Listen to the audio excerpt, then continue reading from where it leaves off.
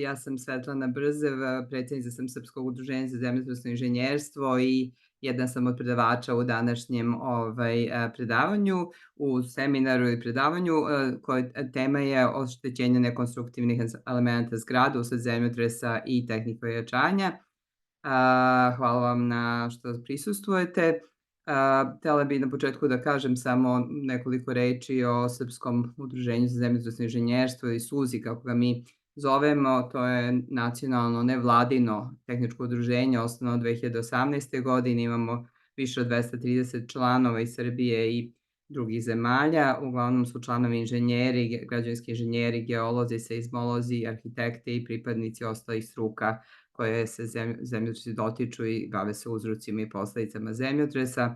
Naše glavne aktivnosti su predavanja, seminari, radionice, studijske posete područjima pogođenim zemljotresima i publikacija i e-glasnik.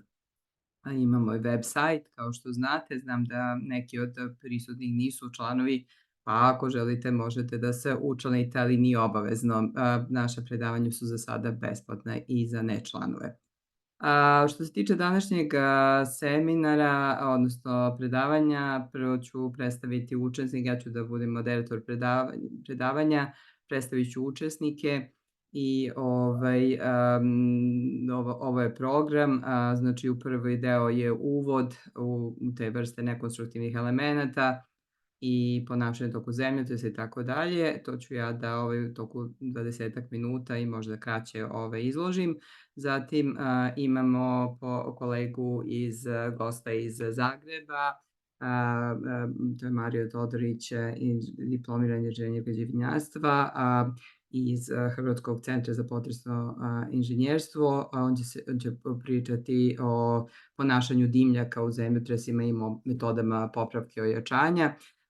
Mario je iskusan građevinski inženjer sa više od 35 godina iskustva u obavljanju stručnih poslova projektovanja i nadzora, ovlašćeni inženjer građevinarstva od 1999. godine. Pored bogatog iskustva u projektovanju i objekata iz oblasti građevinarstva, energetike, industrije, prometa i turizma, on se bavi od 2012. se bavi i ima posebno ovlašćenje za obavljanje poslova na zaštiti i očuvanju kulturnih dobara, pošto je posebno interesantno i značajno.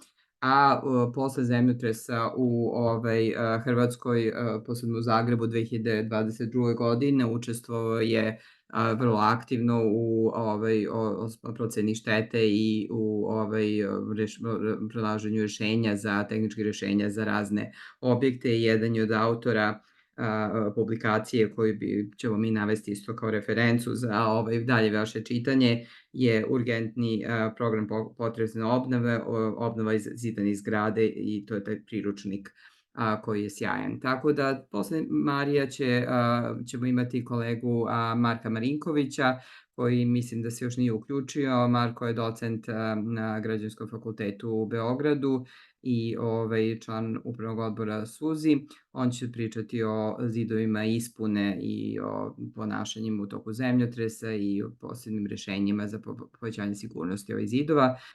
I Marko je na Građevinskom fakultetu Univerziteta u Beogradu, verovatno ga većina vas poznaje. I na kraju ćemo imati diskusiju. Ja bih samo želela da kažem da možete da postavljate u toku predavanja pitanja u četu. Molim sve da budu na mute-u, što kažu, da isključe mikrofone zbog moguće buke, i isto tako na kraju će biti mogućnost za postavljanje pitanja ili pismeno ili uživo, što kažu, tako da kako god želite možete i pismeno, pa ću pročitati. Tako, ja ću sada krenuti sa svojim izlaganjem, ako je to u redu.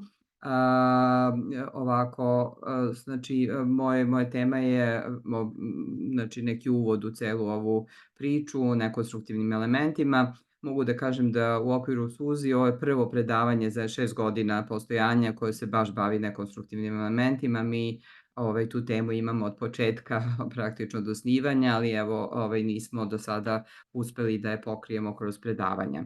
Znači, šta pre svega kratak uvod, šta mislimo pod tim, šta se podrazumeva pod tim terminom nekonstruktivni elementi?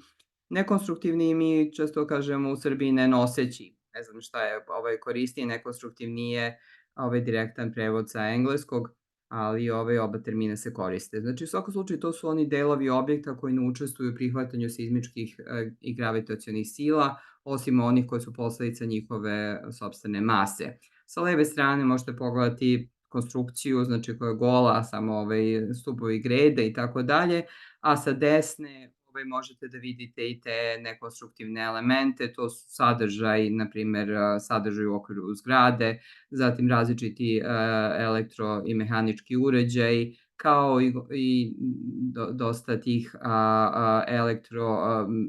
elektro i mašinskih neke cevi, instalacije i tako dalje, ili oprema na krovu zgrade. Znači, u svakom slučaju podela, postoji više klasifikacija, različitih klasifikacija tih elemenata. Jedna od klasifikacija je na arhitektonske, elektro i mašinsku opremu i na sadržaj u zgradi. Po toj klasifikaciji, evo možete da pročitate, arhitektonski su fasadne obloge i paneli, fasadni zidovi, parapetni zidovi, razni pregradni zidovi, vrata i prozori, spušteni plafoni i tako dalje. Elektro i mašinska oprema su liftovi, kotlovi, oprema za klimatizaciju, cevi, i sadržaj u zgradi su police za knjige, kancelarijska oprema, frižideri, kompjuteri i isto tako dalje. Znači, tema današnjeg predavanja pre svega su arhitektonski elementi i njihove, kako da kažemo, oštećenja i načini da se zaštite od štete putem zemljotresa. Procene u svetu što se tiče vrednosti tih nekonstruktivnih elemenata u poređenju sa ostalim komponentama zgrade, na primjer konstrukcijom, su različite. Ovo su podaci iz Sjedinjenih Američkih Država. Možete videti na ovom dijagramu da za poslovnu zgradu ovo najtamnija boja, to je konstrukcija, to je najmanji procenat, to je manje od 20% u svakom slučaju, ovde je čak oko 10%, dok su ova plava, svetlije plava boje su nekonstruktivni elementi, i treće su sadržaj, znači to je nameštaj i ovo ostalo. U svakom slučaju može se videti da je ovaj plavi deo najveći u svim vrstama objekata koje su ovde pomenute, kao što su poslovne zgrade, hotel i bolnica. Verujem da bi procenti bili različiti na primjer u Srbiji i možda nekoj drugoj zemlji, ali evo, ovo je dobra indikacija da je vrednost tih komponenti vrlo velika, u smislu monetarne vrednosti, i te su i u mnogim zemljotresima najveće štete usled finansijske štete, materijalne štete usled oštećenja nekonstruktivnih elemenata. Ovo je htela bih da pomenem, i to ćete dobiti pošto ćemo objaviti naravno i slajdove, bibliografiju, publikacija američka FEMA E74 koja se bavi na dosta strana, dosta detaljno baš ovim nekonstruktivnim elementima. Seizmičko projektovanje nekonstruktivnih elementa, to je u stvari jedna siva zona. Trebalo bi da se bave građevinski inženjeri, ali često se ne bave građevinski inženjeri, nego inženjeri arhitekture, mašinski elektroinženjeri, i u mnogim slučajima nije jasno ko je odgovoran za seizmičku sigurnost pojedinih nekonstruktivnih elemenata, bar u nekim zemljama. Ne mogu kažem da je to svuda u svetu. Sve u svemu, seizmičko projektovanje nekonstruktivnih elemenata u prošlosti nije bio pokriveno tehničkim normativima, bar ovde u Srbiji i u regionu, a ni stručnom literaturom, i sada je literatura na našem jeziku ili jezicima vrlo ograničena. Seizmičko projektovanje ovih elemenata često nije dovoljno dobro obrađeno u okviru programa arhitektonskih i drugih fakulteta. Sve je to ovako zvuči negativno. Pozitivno je da u Srbiji prešli smo na Evrokod pre nekoliko godina, i Evrokod 8, prvi deo, naglašava da moraju da se ti elementi, kako da kažem, proračunavaju na dejstvo seizmičkih sila, međutim ne postoje opet ni tu neke detaljne smernice, tako da to je ovako jedna, kako da kažem, jeste siva zona. Što se tiče oštećenja ovih elemenata u toku zemljotresa, ona su česta i, kako da kažem, uglavnom kada se u medijima prikazuju zemljotresi, najčešće se i vide nekonstruktivna oštećenja, ali ljudi koji nisu inženjeri, znači generalna publika ne pravi razliku između toga. Ovde možete vidjeti u gornjem ovom levom uglu oštećenja, na primjer, pregranih zidova u Turskoj usled zemljotresa prošle godine. Dole su parapetni zidovi koje možete vidjeti ne znam da li će mi raditi samo da pogledam. Ne. Ne vredi, neću koristim imam da mogu da koristim anotaciju, da može ovde ovako, da vidimo. Ovo su znači parapetni zidovi, to je zemljotresni skvoli u Vašingtonu, u državi Vašingtonu u Sjedinim državama. Uglavnom su došlo do značajnog oštećenja nekonstruktivnog i konstruktivnog nearmirane zidarije. Ovo je fotografija posle zemljotresa, što zaokružujem. Možete vidjeti kako je puno štete bilo, a i nije bilo, na svu sreću, ljudskih žrtava usled nearmirane zidarije, pre svega parapeta i nekonstruktivnih elemenata. Zatim, veoma je često oštećenje dimnjaka, o čemu ćemo razgovarati danas, kolega Todorović će pričati. I u sad modernim zgradama imamo ove spuštene plafone, dosta su često oštećenja i tih plafona, znači to su sve ti nekonstruktivni elementi. Da vidim kako mogu da obrišem ovo. I sada ćemo dalje.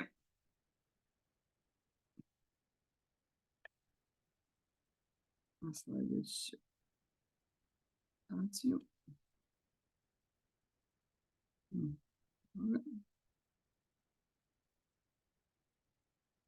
Da ga samo trenutak, imam neki problem ovde sad, mislim trebalo da to koristim.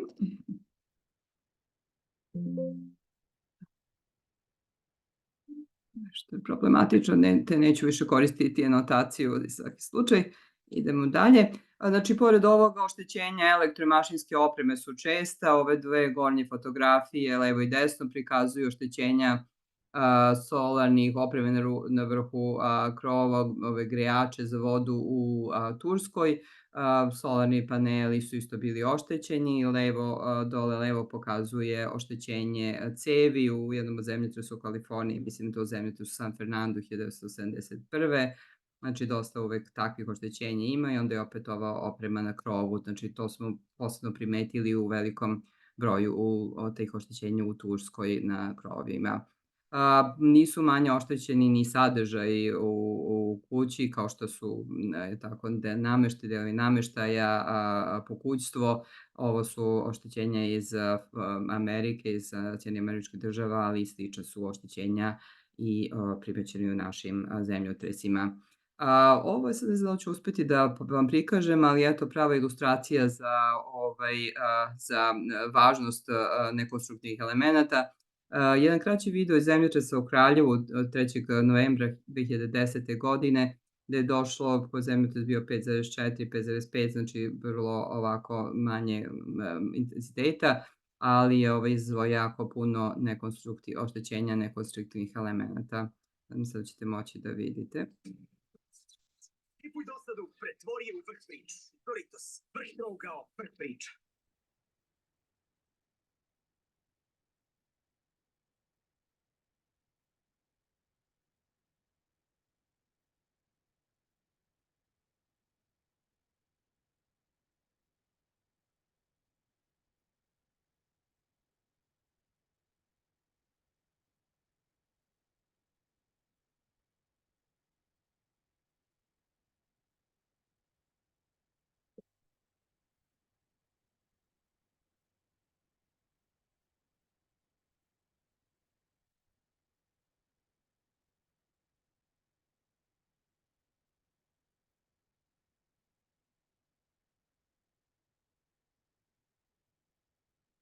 Ali u smislu ti,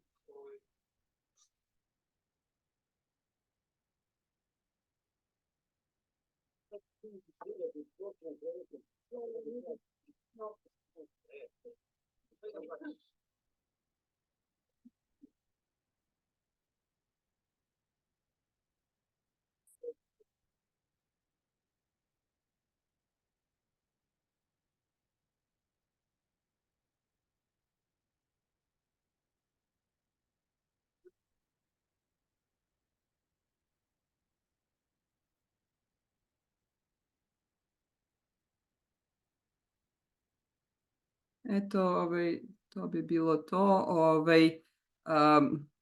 Da izađem iz ovoga.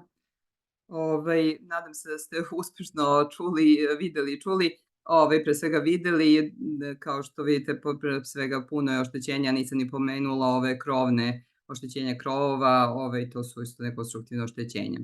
Ono što je dosta značajno isto u tim zemljotresima je gubitak funkcionalnosti objekta usled rušenja tih nekonstruktivnih elemenata. Masivno oštećenje nekonstruktivnih elemenata mogu dovedu do gubitka funkcionalnosti, odnosno nemogućnosti da se objekat koristi i što ima posledicu za iseljavanje, napuštanje takvog objekta i to je veoma često posle zemljotresa. To predstavlja ozbiljan problem kako za stambene, tako i za komercijalne, za ostale vrste objekata i posebno je naravno nepoželjno kada se radi o objektima posebnog značaja posle zemljotresa kao što su bolnice, policijske vatrogasne stanice, centri za komunikaciju i tako dalje. Evo, ovo su fotografije jedne bolnice u Turskoj koja je oštećena od zemljotresa 2023. godine. Mi smo obišli sa timom iz University of British Columbia iz Kanade. Uglavnom su bila nekonstruktivna oštećenja. Kako da kažem, fasadna obloga oštećena. Međutim, kada smo ušli unutra, bolnica se ne koristi jer velika su oštećenja i nemogućnost da se koristi zbog tih nekonstruktivnih oštećenja sadržaja zgrade i, na primjer, pregradnih zidova, nosećih zidova i tako dalje. Tako da, puno je bilo bolnica koje su oštećene na taj način, mada u Turskoj postoje bolnice koje imaju sizmičku izolaciju, pa nisu uopšte bile oštećene. Tako da, u stvari, sad i postoji zakon po kome svi bolnice moraju da imaju tu izolaciju, odnosno da budu opremljeni sa ležištima za sizmičku izolaciju zbog tih velikih oštećenja. Želela bih da naglasim da je od posebnog značaja kada se govori o oštećenjima ovih nekonstruktivnih elemenata, to su oni elementi koji utiču na sizmičko ponašanje konstrukcije. Jedna vrsta tih elemenata su zidovi i ispune, što je tema današnjeg predavanja, to je treći deo, Marko Marinković će pričati o tome. A drugo je, nemamo puno vremena da pričamo o tome, ali bih vas uputila, na primjer, na temu E74, to je ponašanje i oštećenje stepenišnih krakova, odnosno stepeništa u toku zemljotresa. Ove dijagrami, skice prikazuju moguće dispozicije stepenišnih krakova koji mogu da izazovu i s ovim zaokružene ove oblasti, krugovi pokazuju lokacije gde su oštećenja, znači gde su, kako da kažem, gde se oslanjaju stepeništa i vrlo često dolazi do oštećenja tih stepeništa. Postoje različite rešenja kako da se to reši, a to je, na primjer, uz neka klizajuće oslonce koji mogu da se uz neki manji, kako da kažem, napor izvedu. Ova fotografija pokazuje, ne znam, sad možete da vidite, pokušam opet da koristim tu anotaciju, to je posle zemljotresa u Čileu iz 2010. godine, došlo je do, na primjer, oštećenja u čitavoj zgradi, znači na svakom spratu oštećenja stepenista u jednoj zgradi u Vinja del Mar. Taj zemljotres je bio vrlo jak, magnituda 8,8 i došlo je do tih oštećenja stepenišnih krakova. Tako da, sve je to, kako da kažem, dosta prouzrokovalo probleme i samo da obrišem ovu anotaciju, izvinite.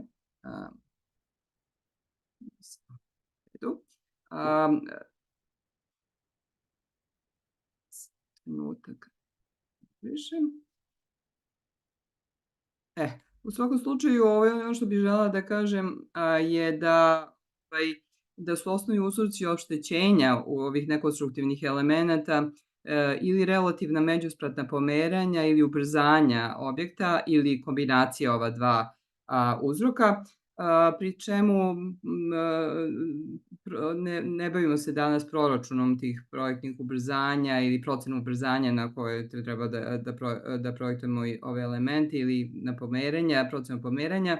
To će biti tema jednog predstojećih predavanja Suzi, ja mislim početkom sledeće godine. Profesor Vladimir Vukobratović iz Novog Sada će držati predavanje na tu temu. Ovo što ovaj dijagram ovde prikazuje da kada se da ubrzanja na nivou tla su naravno različita ubrzanja na nivou svakog od spratova i povećavaju se sa visinom zgrade i često se jedna od metoda da proračunavamo kako da kažem, uticaje na ovim nekonstruktivnim elementima u okviru zgrade je da se proceni, da se izračuna spektar odgovora na nivou sprata i onda da to bude ulazni podatak za proračune, ali više o tome sledeće godine.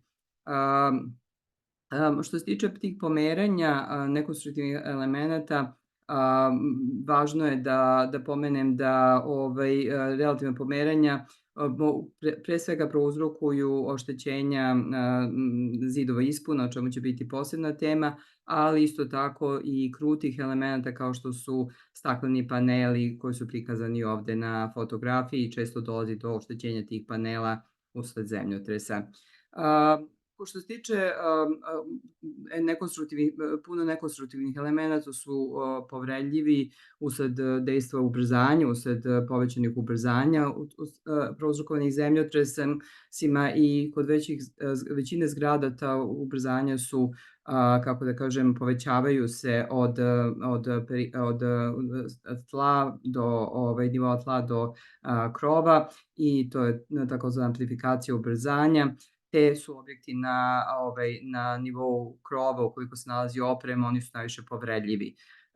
Koliko su ti objekti osetljivi na ubrzanja, kao što su, na primjer, različita oprema, može doći do njihovog preturanja, klizanja i potrebne su posebne mere da bi se učvrstili i da bi se to sprečilo.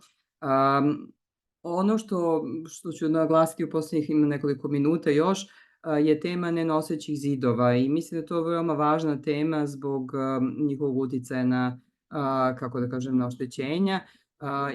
Govorimo o dve vrstama zidova u zavisnosti od položaja zgrade. Jedne su fasadni ili spoljašnji zidove, drugi su pregradni i unutrašnji. Ja ću samo se osvrnuti na ove fasadne zidove.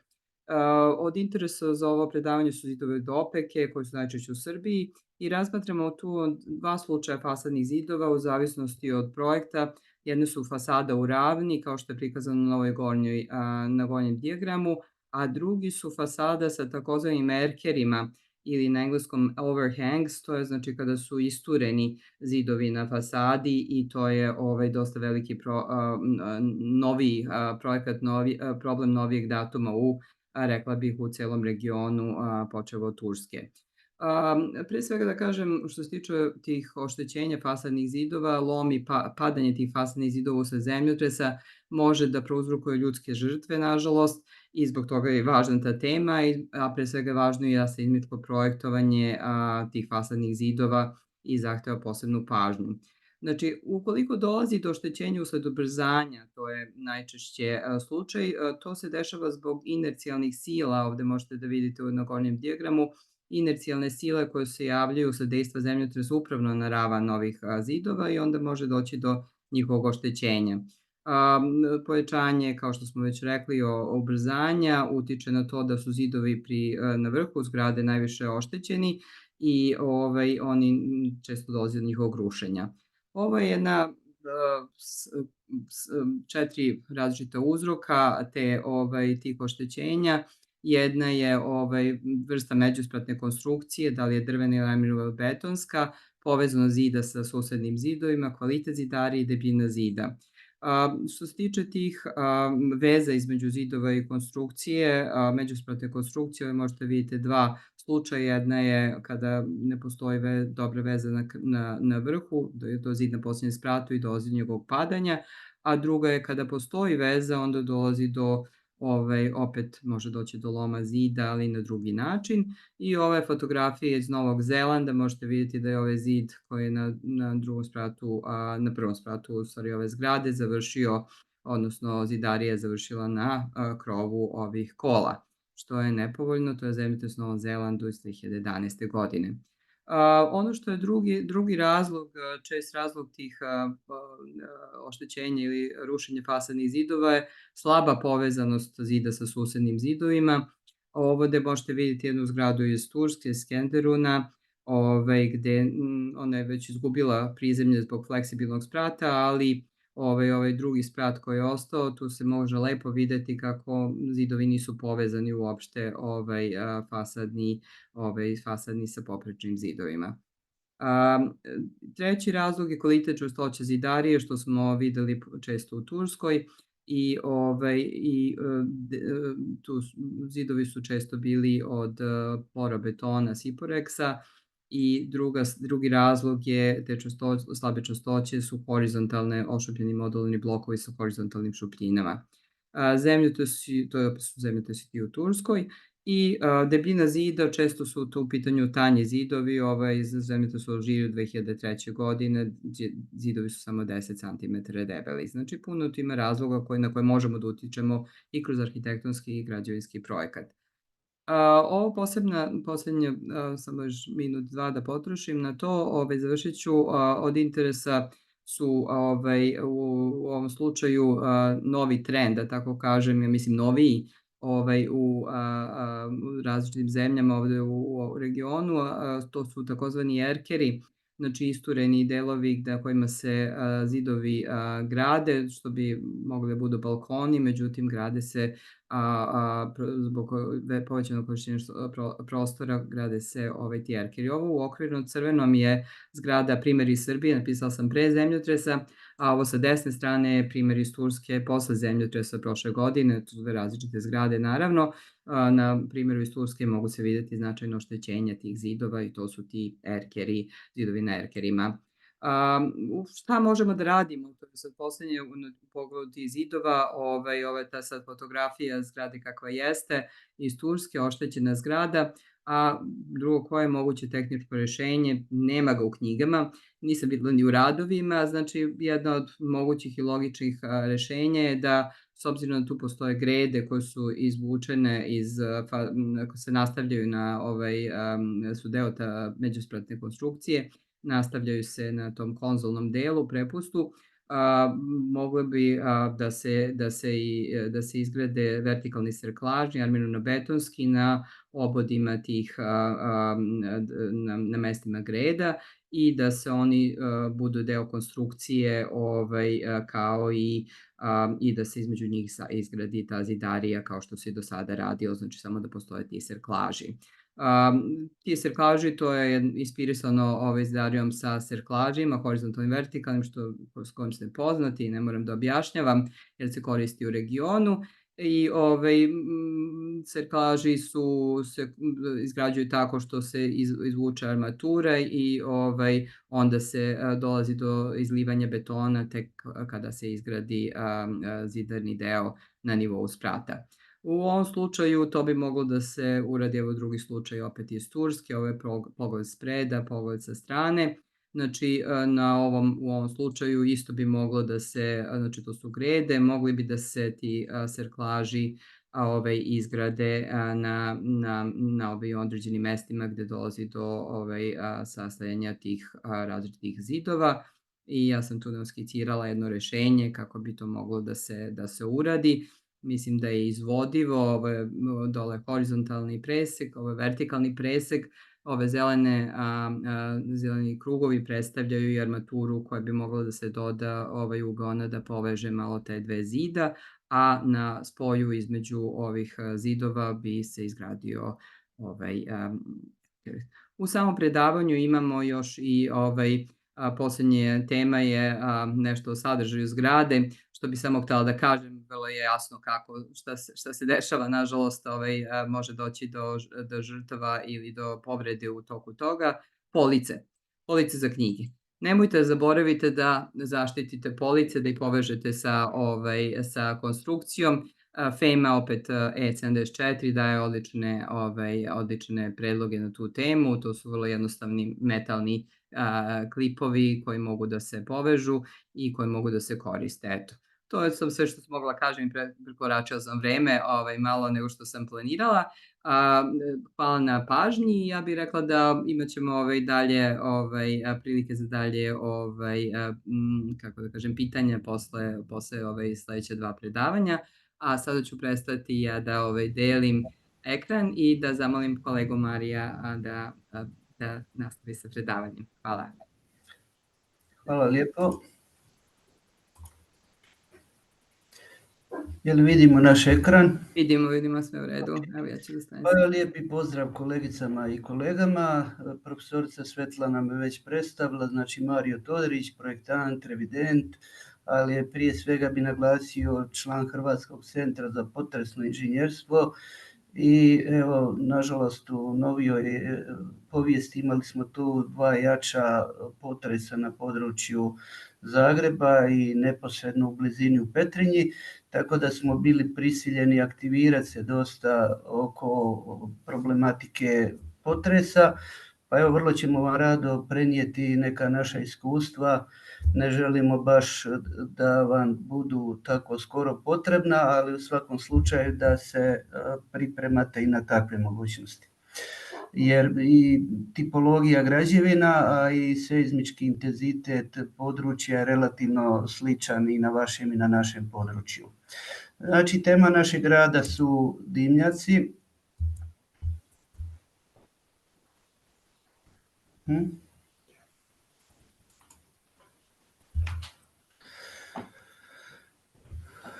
Kratko uvod, znači evo tu vidimo uzroci urušavanja, zahtjevi za obnovu i neka rješenja koja smo provodili, pa ćemo skupa malo proći kroz njih. Znači, tipologija zgrada oštećenih u potresu na našim područjima, radilo se uglavnom o zidanim građevinama, tako da su i dimnjaci na tim građevinama bili uglavnom dimnjaci, znači od nekonstruktivnih elemenata. Imali smo izrazito velike štete baš u urušavanju nepridržanih zabatnih zidova, potkrovlja, parapeta, vijenaca, raznih ukrasnih dekorativnih elementima po građevinama i posebno dimnjaka.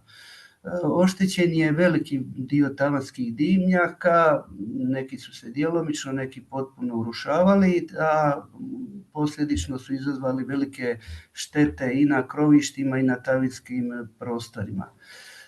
Problematika dimnjaka u seizmičkim područjima, znači radi se o nepridržanim velikim masama na vrhu zgrada, znači nepovoljne što imaju i veliku masu i što su i gore na vrhu. Izvorno je većina dimnjaka napravljena kao zidni, šuplji, konzolni stup od opeke. To su znači neojačani zidovi, nearmirani, ne mogu preuzeti poprečne sile pa ni momente savijanja. Evo tu vidimo i na fotografijama koje smo radili u Zagrebu kako su izgledala takva oštećenja. Izvorni nedostaci dimnjaka, znači tipologija kako su oni nekada to radili, to su bili uglavnom dimnjaci od pune opeke sa mortom. Peći su se spajale na te dimnjake, tako da je svaka peć morala imati svoj dimovodni kanal. Zbog požarnih uvjeta, kako ne bi dimnjaci izazvali požar na tavanskim prostorima i drvenoj konstrukciji, oni su često puta dilatirani od krovne drvene konstrukcije i onda u nekakvom statičkom sustavu oni su konzole nepridržane, neojačane, koje su velike mase na vrhu građevina, dakle krajnje nepovoljno. Na nekim našim objektima koje smo mi pregledavali, takve konzole su bile visine i preko 5 metara, 5, 6, 7 metara. Normalno da takvi tradicijski dimnjaci, znači kod djelovanja horizontalnih sila došlo do popuštanja veza.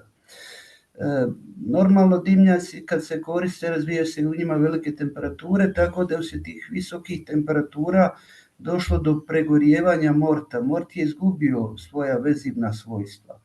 Ako se oni pak nisu koristili ovih godina, onda su atmosferilije u vidu kiše, smrzavanja također izazvali opet popuštanje morta.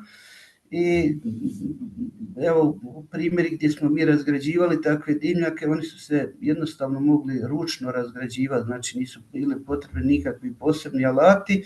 Taj mort je toliko bio izgubio vezivna svojstva da se jednostavno radilo o hrpi cigli koje smo mogli ručno razgrađivati. Tu bi napomenuli taj sustav održavanja. Mi nemamo baš na ovim područjima neku kulturu održavanja građevina, znači podrazumijeva se da jedan put sagrađene građevine su vječne, što normalno da nije točno, tako da je na puno tih dimnjaka opala žbuka, mort je izgubio svoja vezivna svojstva i takvi dimnjaci konzole su bili nepridržani.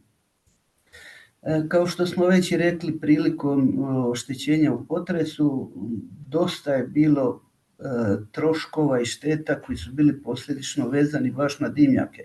Znači ne samo što je on pao, nego je on za sobom povukao i dobar dio i uništio drvenu krovnu konstrukciju i dobar dio crijepova povukao.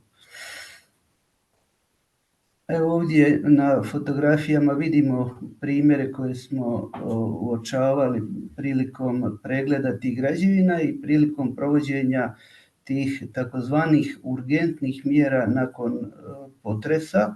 Znači trebalo je žurno ukloniti sve nestabilne dijelove jer bi njihovim padom mogli nastradati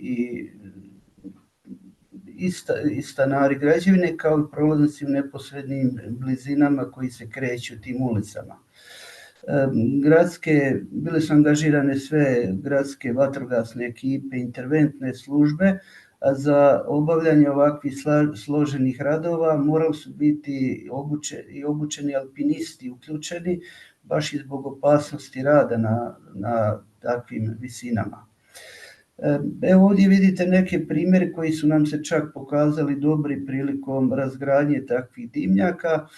Znači kako bi ti pojedinačni razgradnje išle spore, onda smo pokušavali dizati cijele ovakve blokove. Njih bi prethodno obmotali stretch folijama, to je zanimljivo, ali to nam se pokazalo jako učinkovito, kako bi ih povezali u blokove i onda bi ih vezali gurtnama i kranovima, ako je moguće u komadu, spuštali dolje.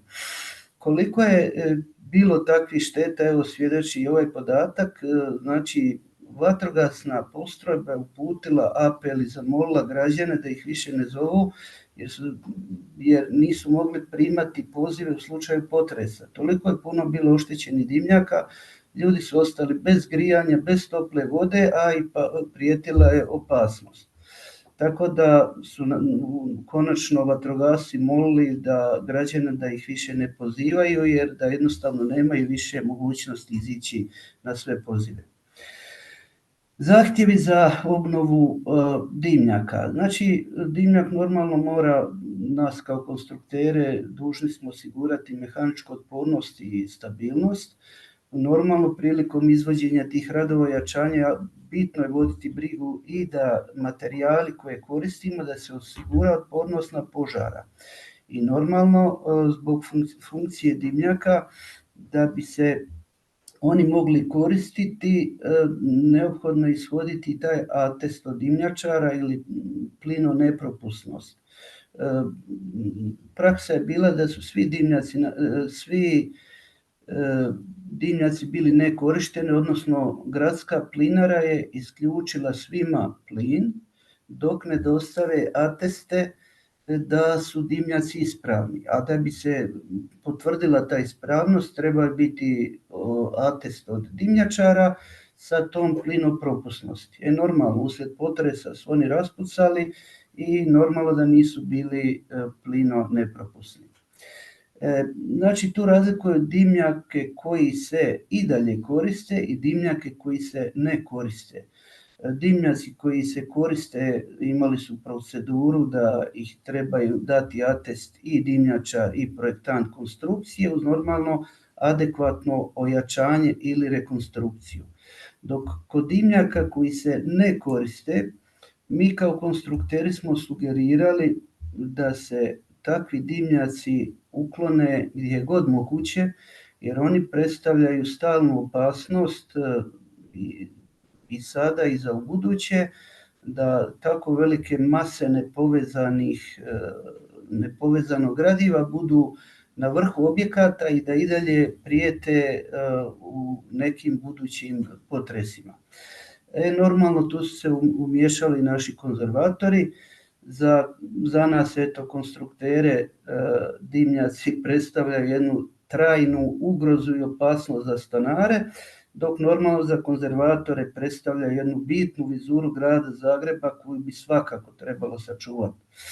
Tu smo se postavili i dobili ipak na naše inzistiranje uvjete da se oni dimnjaci koji se ne koriste mogu ukloniti, osim na pojedinačnim zaštićenim kulturnim dobrima gdje se trebaju rekonstruirati da bi zadržali oblik, da bi građevina zadržala vizuru kakvu imala i prije potresa.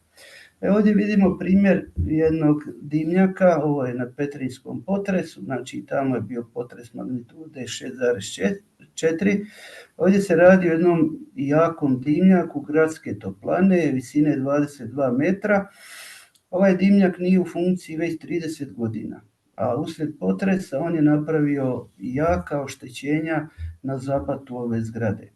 Znači takve dimnjake treba uklanjati, ako se ne koristi 30 godina i nema plana da će se ikad više koristiti, nema potrebe ni da bude tamo. Građevinska tehnička rješenja za provedbu urgentne potresne obnove.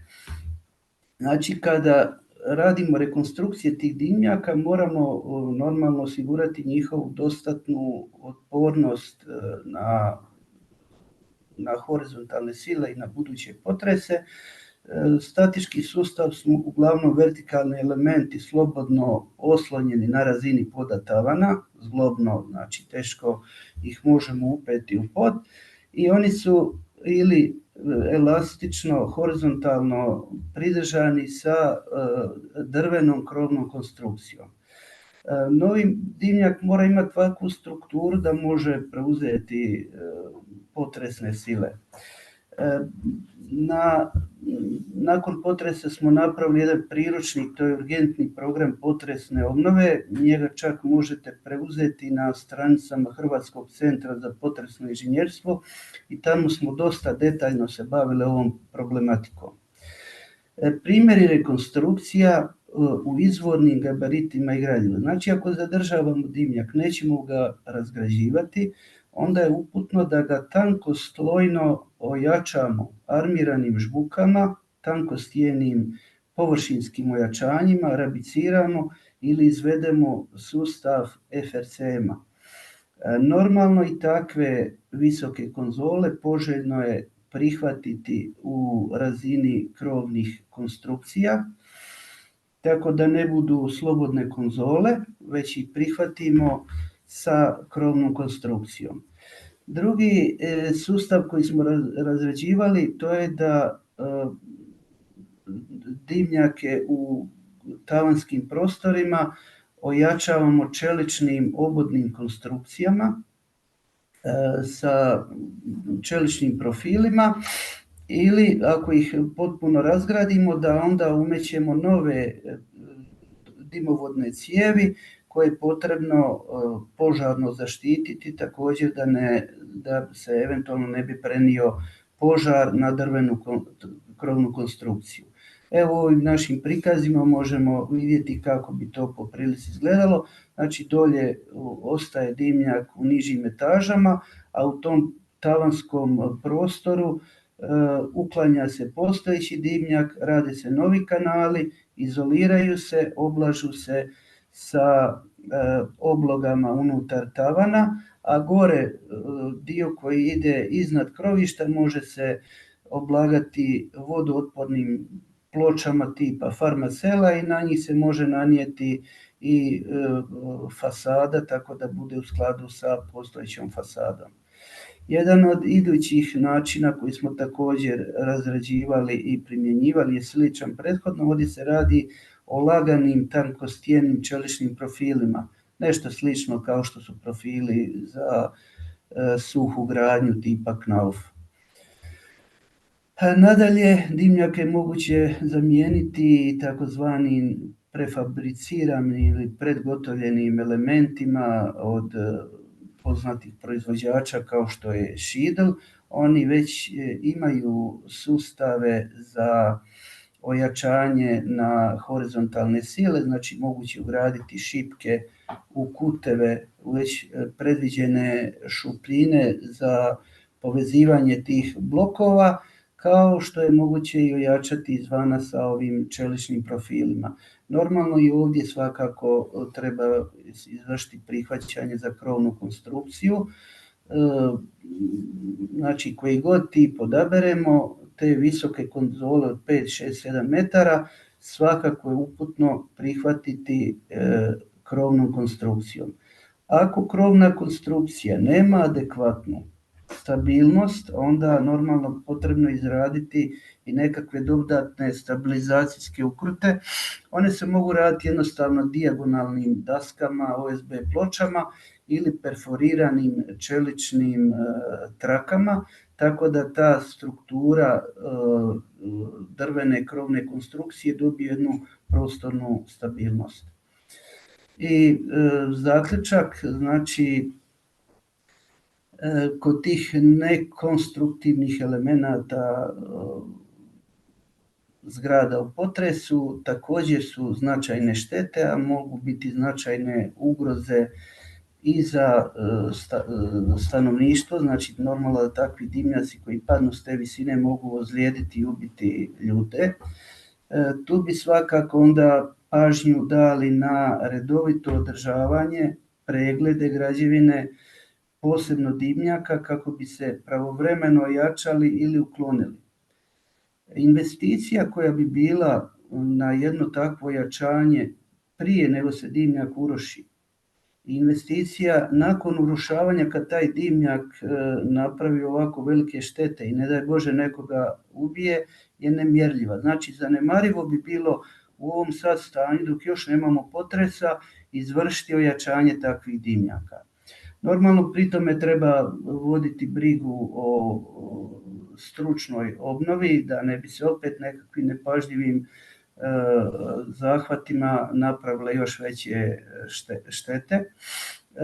Normalno treba vidjeti, pored dobrog funkcioniranja i sigurnosti sustava dimnjaka, treba vidjeti i konzervatorske smjernice za određena područja.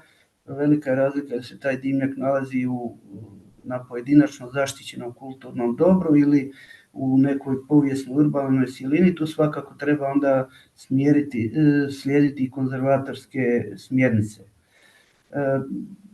I znači normalno treba osigurati i plino nepropusnost, jer tek po izdavanju pozitivnog testa od dimnjačara mi smo ovdje smjeli takve dimnjake staviti u funkciju i kao što smo već par puta naglasili, osigurati stabilnost i adekvatnu povezanost sa krovnom konstrukcijom uz zahtijevanu požarnu otpornost, da takvi dimnjaci uslijed korištenja ne bi izazvali požar na preostalom dijelu građevine.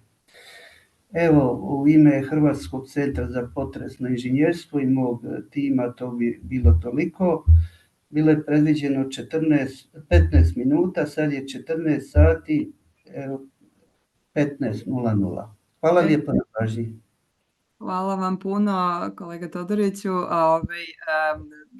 Ako imate pitanja, molim za učesnike, molim vas postavite u chatu ili napišite ili sačekajte do kraja. Sad imamo sledećeg predavača, to je dr. Marko Marinković. Sada mislim da treba njemu da dam isto samo trenutak. Marko, da li ste spremni? Uključite se. Evo samo da vidim za mislim da ne možete da podelite ekran dok vam ne da. Trenutak.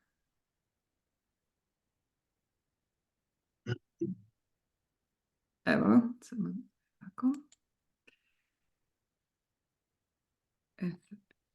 Sad možete. Izvolite.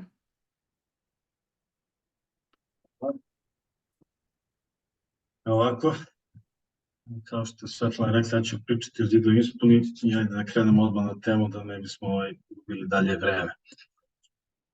Prvo da kažem zašto je to zanimljiva tema za nas, generalno konstruktivni sistem da imamo armijom-betonske noseće konstrukcije sa zidovima ispuni jeste dominantan u našim regionima, u našem oblasti, ali i širom sveta zbog toga što ovi zidovi omogućavaju jednostavno i brzu gradnju gde možete tako konstrukciju noseću samo da dižete nezavisno od zidanja ovih zidova ispune koji su stvari sam njihov naziv na srpskom, kaže zidova ispune, znači zidaju se, ispunjavaju prostor između armijno-betonskih elemenata, pružaju dobru toplotu i zvučnu izolaciju i otporni su požar, tako da zaista se masovno koristi i predstavlja dominantan tip gradnje širom sveta, ali i predstavljaju takođe popularan tip gradnje i u seizmički aktivnim regionima. I tu dolazimo do, kažem, potencijalnog problema, jer u suštini armijno-betonske konstrukcije ili rama smatramo konstruktivni ili noseći sistem, a zidni ispuni kao nenoseći netrpeni sistem, i tu u stvari jeste tačno za statičko opterećenje, za vertikalno opterećenje, ali kad dođe do horizontalnog opterećenja, zbog interakcije armijno-betonskih elementa i zidni ispuni koja je dosta kruća, svojom kručću smanjuje praktički fleksibilnost konstrukcije, povećavanje ukupne kručće, samim tim manji su periodi osnovno, što dovodi do promjene nivoa seizmičkog opterećenja. I to možemo pokazati ovde na neka dva ovako represivna primjera, opšte teoretski, da kažem, prikazani spektri odgovora, gde ako uzmemo modeliranu našu konstrukciju, ne uzimajući u obzir zidnu ispunu, period oscilovanja ovde, i sad vidimo da u slučaju plavog spektra mi ćemo, umesto da uzmemo ovaj period koji je realan, koji predstavlja realnu situaciju izgrađenog objekta, mi ćemo uzeti ovaj period i predimenzionisati konstrukciju u slučaju plavog spektra, u slučaju crvenog spektra ćemo neće biti na strani sigurnosti, jer ćemo uzeti spektralno ubrzanje koje je dosta manje nego ono stvarno za izgrađenje objekta. I najčešće ispod zanemaramo modelima i proračuna i onda je realna slika da za analizu i dimenzionisanje koristimo ovako, da kažemo, figurativno predstavljen model, a izvedeno stanje ovako i zbog toga imamo ovog neki postavnice koji skratno prikaz ovde pored oštećenja ispune gde se mi ispod glavni produžava živote ljudi koji državamo više se oko za interesa, dešavaju se oštećenja armijno-betonske sa kolapskom konstrukcijom koju je prikazano na ovom primjeru funkcijnom strata koji ćemo pričati na naredni slide. Sad malo ovako teoretski da kažem, tematski koje su dejstva na zidanu ispunu u toliko zemljotresa, s obzirom da kao što znamo zemlje se dalje u nekom proizvodnom pravcu konstrukciju, izaziva dva pravca korespondentstva i vertikalnog dejstva, ali s tim imamo dva tipa dejstva zidove ispune i u skladu s nešto je Svetlana pričala, mi imamo zidna ispuna je kompleksan, da kažem, nekonstrukcijni element na koji je osjetljiv i na pomeranja i na ubrzanje, i sad ćemo pričati o tome. Što tiče pomeranja, to je stvar pomeranja sa deformacije rama, odnosno relativno međuspratno pomeranje, i deformacija rama izaziva interakciju sa zidnom ispunom koja je krt element i zbog toga može doći do različitih tipova jedanja, lom, usled pritiska u uglovima, usled ove pritisnute dijagonale, drugi koje je recimo slabija matarska spojnica, pa izdanje po matarskoj spojnici, treći je dijagonalne pukotine usled napona zatezanja upravo na pritisnutu dijagonalu i četvrti neki koji se, kažem, ređe javljaju neki fleksibilnijih zidova tanjih da dolazi do izvijanja u sredini zida. Isto ovog pomeranja u rama dolazi, kao što sam rekao, do interakcija rama ispune, što dodatno opterećuje sam ram, samu konstrukciju i onda je pitanje da li je pravi naziv za ispunu koja je kruto vezana za ram, da li je pravi naziv je to nekonstruktivni element pri dejstvu zemljotresa. Jer izaziva, kao što sam rekao, dodatne uticaje i vidimo kako to rezultuje. Rezultuje oštećenjima stubova, ne želimo da se dogode ta oštećenja, potrebno povećati dimenziju stubova, znači jače dimenzionisati, staviti više armatura za prihvatanje dodatno sile smicanja, što dodatno kako postupuje još teže izvođenje objekta. Imamo ovde primjer kratkog stuba, efekat kratkog stuba koji je odlično slikovito na ovim sličicama, odnosno graficima, gde je ovo relativno čest slučaj gde imamo zidanu ispunu koja nije u punoj visini u kontaktu sa ramom i gore na njih su najčešće prozori ili otvori. Taj deo koji nije u kontaktu sa ispunom zove se kratak stub.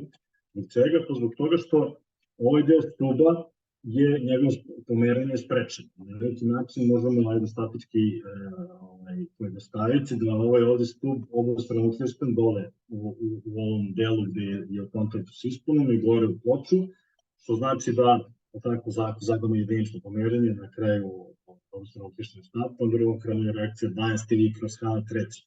To H, ako je za ovaj stub bilo celo H, a ovde H pola, ako smanjimo duplo, pošto je na treći 8 puta veća sila. Znači ovaj stub ovde, ako niste modelirali ispun, niste uzeli ovo dodatno silu smicanja u obzir, će se naravno oštetiti jer dobije 8 puta veću silu ako je to stub duplo kraći. I ovo su rezultati, zaista je teško onemogućiti interakciju sa ispunom i ovo su rezultati toga.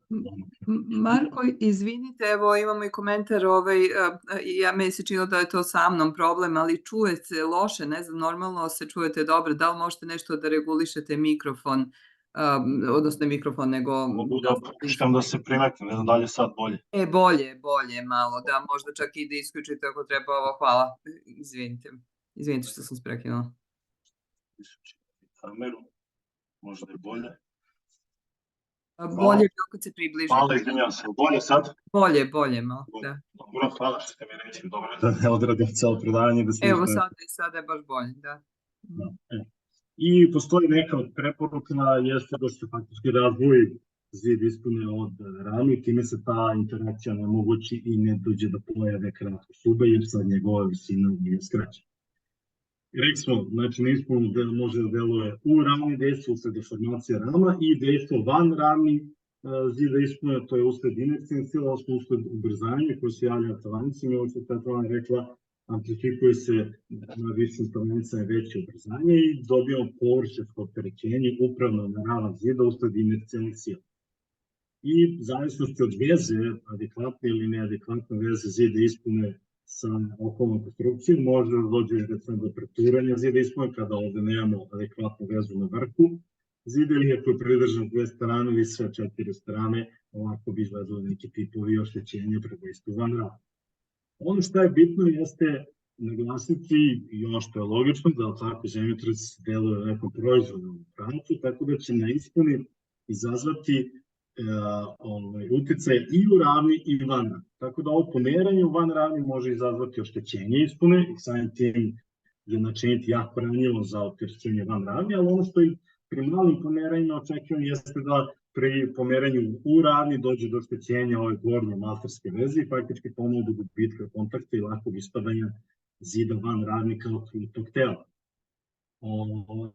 Takođe, ako pogledamo kako izgleda model deformacije ovog rama, znači pri horizontalnom dejstvu, ram se deformiše, ovdje u ispuni pritisnutu dijagonalu, ali u ovom drugoj dijagonali imamo zategnute zone. Te zone sada faktički su izgubile kontakt sa ramom i one predstavljaju ranjivo mesto za dejstvo van rami. Sada više s toga da nemamo granične uslov, nije pridržana naša ispuna, ne treba na veliko opterećenje van rami da bi taj zid ispuni. To ono što se dešava u zemljotresu. Tako da je zaista ova interakcija dejstva u ravni, van ravni, na ispunu je jako bitna za njeno ponašanje. I ovo je recimo primjer iz Antakije, prošle vodne zemljotres Turske, karakteristično svuda dok je bilo oštećen ispuna, ali na mnogim objektima baš u donju spratovima ispala van ravni, iako je ubrzanje, odnosno opterećenje van ravni veći na više spratovima. Baš zbog ove interakcije sa opterećenjem u ravni, koje je najveće relativno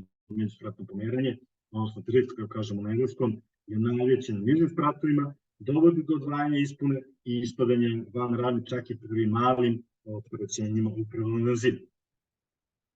Pored toga, bitno je naglasiti uticaje ispune na armio-betonsku konstrukciju. Znači, neregularan raspored ispune u osnovi može izazvati turizam. Ja sam ovdje sad prikazao dva ekstremne slučaja, ali čak i ne onoliko ekstremno neregularno raspoređen ispun u osnovi izazvaće ponovo dodatno torzijne utice koji, ako nije ispun uzet u obzir u modelu, će izazvati utice na koje armio-betonska konstrukcija nije proračuna. Tako da ovdje je recimo primjer klasično recimo zgrade na raskrsnice, koja je ovde neka ulica i ovde su tako restorani, prodavnice, želimo da imamo zatvoreno, ovde su neki susedni objekti, stavimo ispod kako bismo imali zatvoren prostor i tu jasno javit će se uticaj torzije. Ono što je zanimljivo jeste da s obzirom da je ispuna jako je krt element i brzo pucao to u zemljotresu, toliko zemljotresa može doći do dodatne torzije jer se na jednoj strani recimo konstrukcije više ošteti ispune, pomeri se dodatno centar krutosti, povećava uticaj torzije na odgovor cijele konstrukcije. Pored toga, takođe problem predstavlja neregularan raspored ispune po visini i pojava takozvano fleksibilnog sprata i ovo je ono isto što nažalost konceptualno nije dobro, ali se nažalost često viđa, jeste da u prizemlju imamo, ja tako volim kažem, pominu čačkovica, gore jednu veliku masu i krutost i to naravno da će dovesti pri zemljotresu do ovakvih katastrofalnih rezultata. Gde u stvari, pored toga što je objekat stručni i trajno oštećen, jeste da ljudi koji se nalaze u prizemlju ili ovim spratovima gde je mala krutost, nemaju neke šanse da se izvuku toku zemljotresa i to se u Turskoj pokazalo kao proces. Ja sam ovdje izvojio par primjera iz Srbije, gde vidimo zaista gomilu, ja bih rekao, čačkalice i gore veliku krutost, nagla promena, krutost, nagla skok krutosti, naravno o tom naglom skoku će se dešavati oštećenja i eventualno ti fleksibilni spratovi. I sad sam ovdje pobrojao par zemljotresa, zanimljivo da čisto pokažem, evo recimo zemljotresnih stali, magnitude 5,1, znači ispuna je toliko krta i osjetljiva da i pri zemljotresima, da kažem, manje ili srednje jačine biva oštećena, kamoli pri svaki zemljotres veće jačine ispuna jedan od najdominantnijih tipova oštećenja. I ovo je primjer iz Španije, zatim imamo iz Italije, magnituda 5,9 iz 2009. Vidite isto taj karakterističan pattern, odnosno da kažemo prostire se oštećenje ispune na nižnim spratovima gde ispada van ravnih interakcija koje se spominju. U Italiji kad smo bili, u Albaniji kad smo bili, to je svuda, da kažem, najdominantniji tip oštećenja oko bila zidana ispuna. I u Hrvatskoj smo zabeležili to na terenu najčešće kod ovih školskih objekata, gde imamo ravnovske sisteme sa zidanom ispunom, oštećenje u ravni, ispadanje van ravni i ovdje isto jedan primjer interakcije ove ispune sa stubom. Ok, ovdje jeste zaista uzengija na 30 cm, ali ovaj stub nije računat na interakciju s ispunom, možda da se računat, dobili bi rezultat da treba zaista gušće uzengija da se rasporedi, onda ovdje imamo zid ispune koji je oštećen u ravni, krenuo bi to ovdje ispada van ravni, tako da može ugroziti objekte ljude unutar objekata. Ovdje isto jedan primjer, zemljotres Turskoj koji nekako ostao zapet koji se govorio 3 meseca pre velikog zemljotresu februara 23. Znači ovo je bilo u novembru 22. gde je malo imalo konstruktivnih oštećenja, osim ovih kratkih stubova zbog interakcije sa ispunom, ali je ispuna svuda bivala oštećena i to ima u izveštajima koji su tada napravili. I ovo dolazimo do ovog zemljotresa Turskoj 2023. Ja sam tu samo izneo par primjera i ponovno ličnu statistiku koju smo im pričali na predavanju kad smo se vratili iz Turske, ali je zanimljivo ponovno spomenuti da taj ogroman građanski bum, da vidimo da u ovih 10-11 provincije i uopšte generalno na cijeloj Turskoj u posljednjih 20 godina skoro 50% objekata stambenog fonda, odnosno građanskog fonda je izgrađeno i to sve armio-betonske konstrukcije i uvek su sa zidanom ispunom. I nažalost, one se nisu dobro pokazali u ovom zemljotresu i ovde sad tamo primjera, recimo mesto Turkovu, armio-betonski, znači dualni sistem i sa zidom i sa stubom ponovo ispunjeno značajno oštećeno, to je došlo i do interakcije sa stubovima i oštećenja, odnosno kratkog stuba, efekte kratkog stuba. Onda imamo recimo ovaj primer iz Karana Maraša, na ovoj lokaciji konkretno vidimo spektari u okviru projekat spektra za povrat period 45 godina i ponovo vidimo da ispuna nije mogla da podnese takvo mjerenje koje da su bilo su prevelika za zidove. Onda je mesto Murda, ovde je zaista velika ubrzanje, jedno od najviše oštećenih mesta, ali objekti, pored onih objekta koji su srušili, ovi koji su preživjeli, svi su ostali bez ispune i pitanje je da li će biti obnovljeni srušeni, najvjerojatnije srušeni pa izgrađeni novi. Isto blizini tog mesta, jedna fabrika gde ponovo je primer veoma kratkog stuba, gde stub ima značajnu dimenziju, 70x50, u Zengi je čak redak slučaj da smo susretali sa kupama 135, ali ponovo je stub imao smicanje jer zaista osila očigledno od kratkog stuba, odnosno od ispune prevelika da se prihvati. Ovako je to izgledalo u drugim mestima, zidane ispune oštećenja, unutar objekata i ja uvijek na ovom slajdu ponovno zastanem i ispričam jednu bitnu situaciju značenje konstruktivnih elemenata od prevedenih do zidane ispune, gde ljudi ne žele se vratiti objekti. Imali smo veliki broj objekata koje smo obišli koji konstruktivno nisu imali neka velika oštećenja, ali nekonstruktivno svi zidovi ispune su popucali, poispadali i obični ljudi koji su sve razlikuju da li je to konstruktivno ili nekonstruktivno element, u svom slučaju ugrožavao ili ugrozio njihove živote toliko zemljotresa i oni ne veruju više tim zgradama i žele se izgrade nove, što znači da se dešavaju slučaje da zgrade koje su dobre i svoje će biti srušene umesto da budu obnovljene samo zbog zidane ispune.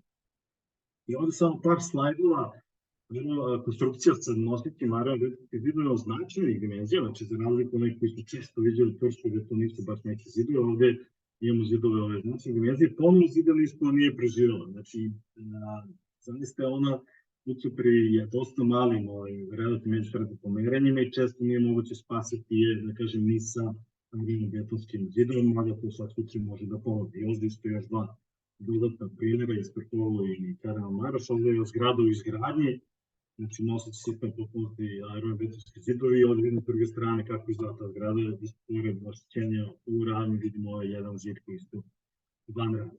I par primjera iz Srbije sličnog konstruktivnog sistema, pa neko očekivanje možemo imati.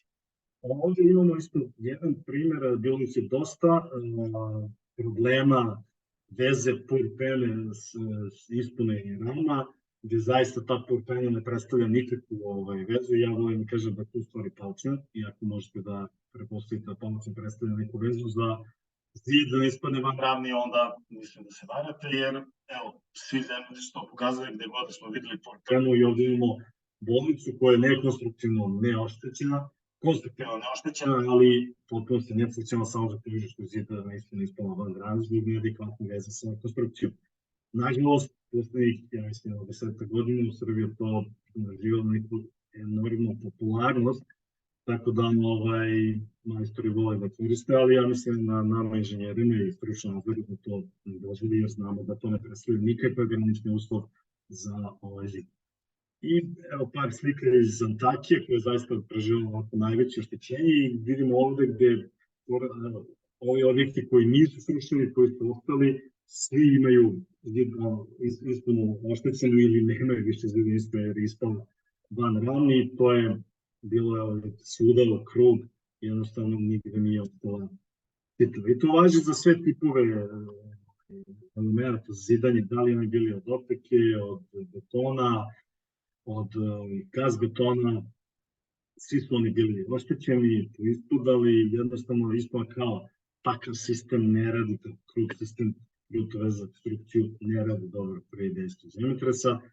I vidimo ovde primjer iz Srbije, popularno kod nas zajedno s ovim zidovima na ovim erkerima koje je Svetlana posebno spomenula, koji su dodatna problematika.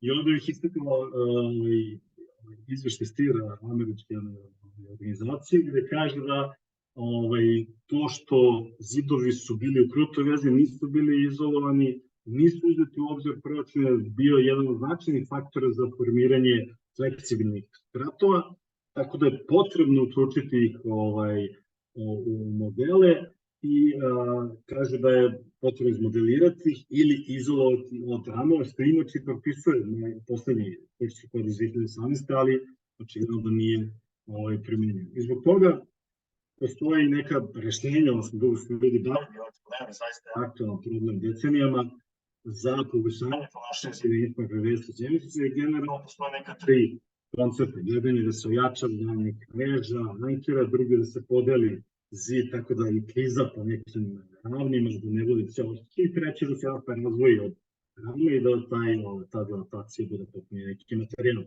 I sad tu postoje prednosti i mane, kod recimo ove veze ispune sa ramom, gde stavljamo ankere, dokazano da oni pravi koncentraciju napona i dovode do dodatnog cepanja cigla ili bloka i faktički ne rade posao, tako da čak šta više prouzrokuje dodatno oštećenje. Često se komplikovane skupe se primene, neki od ovih rešenja ne mogu se primeniti na sve tipove cigla ili blokova, ne mogu na šupu ili tako dalje.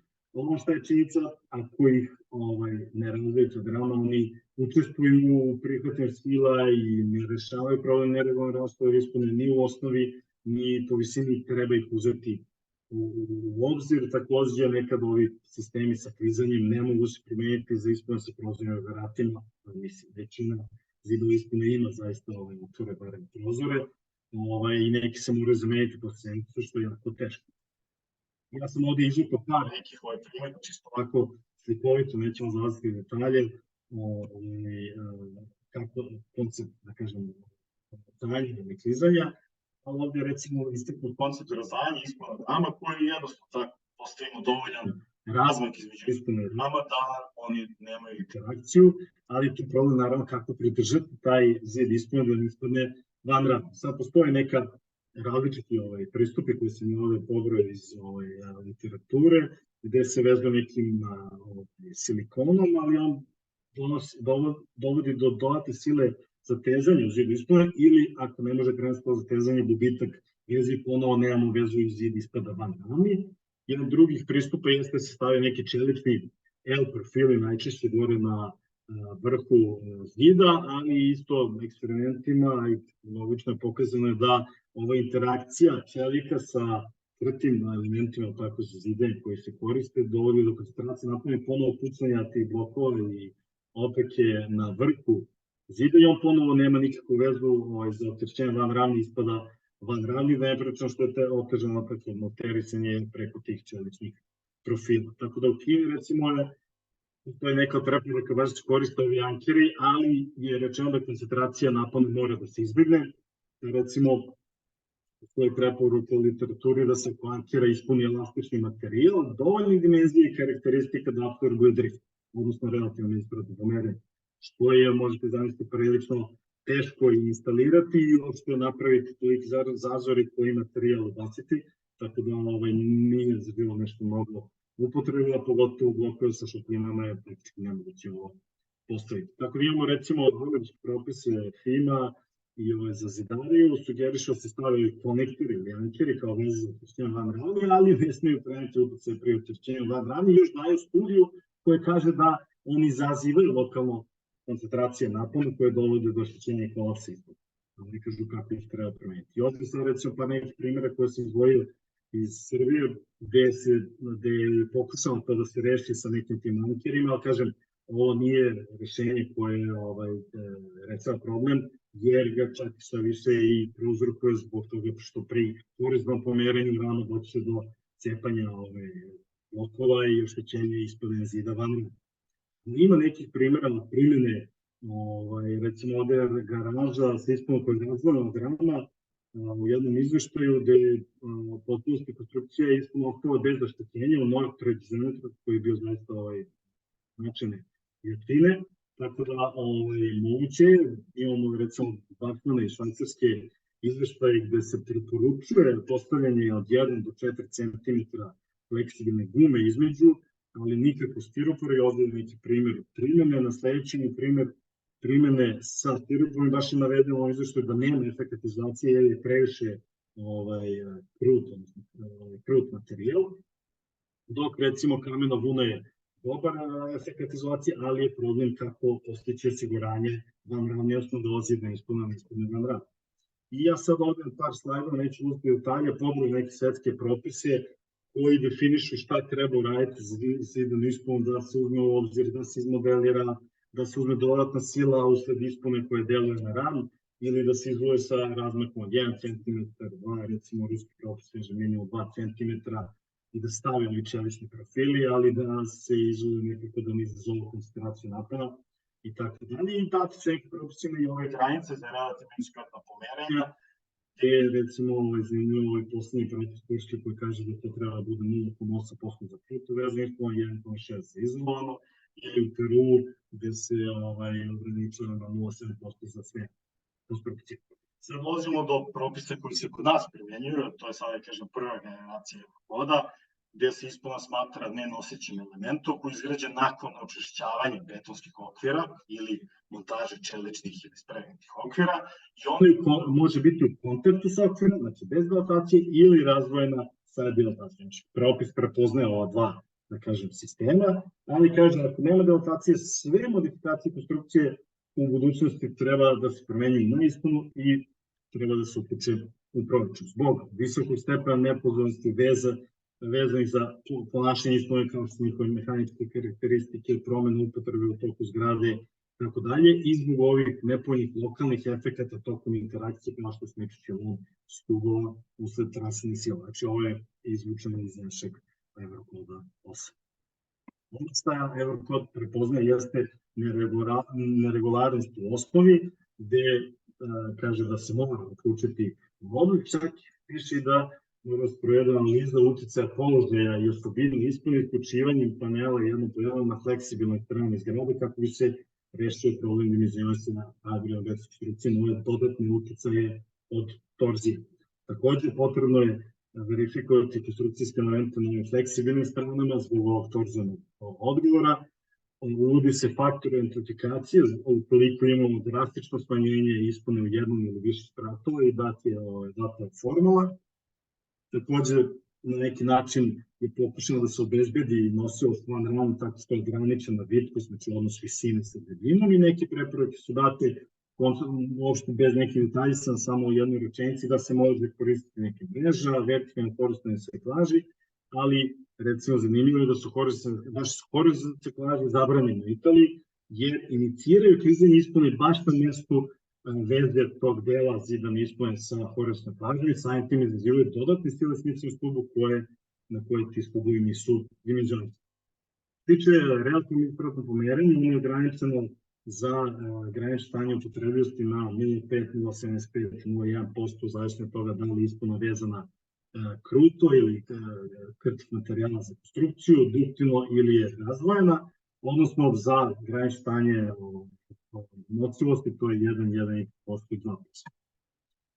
Ovo su prikaz lokalnih efekata ispuna ovog što sam pričao, znači po dijagonali imamo silu pritiska i ovo je sila smicanja koja se javlja dodatno u stubovima, i ovde sad neki studij izvučeno da vidimo zaista koliki je taj skok sile smicanja promena dijagram momenta, ako se zidana ispuna uzme u obzir, što je potpuno drugačije od onoga kada se modelira samo sa geodetskom ramom bez zidane ispune. Tako da je propis to prepoznaje i kaže da stubovi u prizemlju celom visinom imaju kritičnu zonu, znači moraju se admirati uz engine prema zahtevima za kritične oblasti. Takođe kaže ukoliko visina ispune je manja od visine stuba, celom visinom se stuba smatra kritičnom zonom i daće izraz za određivanje sličeće sile. I tako ovo daje kao rezultat veće dimenzije aerometarske elemente, veću kritičnu zonu, više armature, i navedeno da u slučaju izlovno ispod sa dilatacijom ovo ne postoji i sve se radi ispod kao za prazno, da kažem, betonsku konstrukciju.